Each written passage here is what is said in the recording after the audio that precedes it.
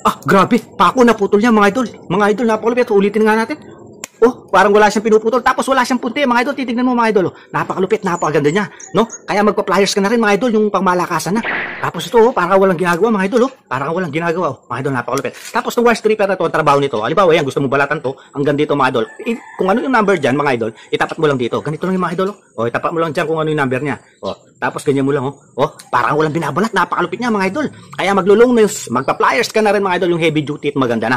Pako nga kaya niya. Ito pa kayang wire. Mga idol, napakalupit, napakaganda niya. Kaya magpa-pliers ka na rin, yung pangmalakasan, mura, heavy duty. Mga idol, kaya matalim to, kaya maganda to, mga idol. Alam mo bakit? Kasi gawa siya sa chromium vanadium alloy steel. Yes, itong blade niya, napakalupit. Kaya napakaganda. Mga idol, dating 300 plus to, ha?